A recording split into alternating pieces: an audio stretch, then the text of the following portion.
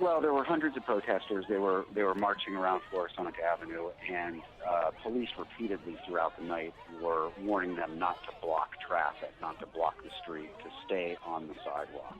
For the most part, protesters were doing that through most of the night. There were some sort of tense standoffs where they would go into the street and then police would sort of force them back. Now, this escalated as it got a little bit later. Please, I'm trying to help keep the peace.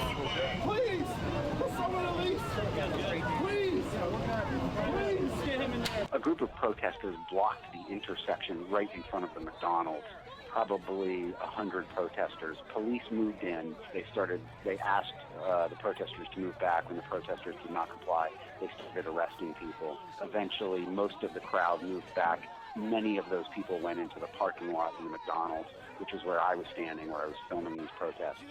And several police officers were firing pepper spray, what appeared to me to be pepper spray, into the crowd. I was hit with the pepper spray along with my camera. I think throughout this protest movement, the vast majority of protesters have been peaceful. They want to be heard. Here, I don't see no riot here. Why are you in riot here? I don't see no riot here. They want real reform to be made. They want this discussion to live. They want this discussion to happen.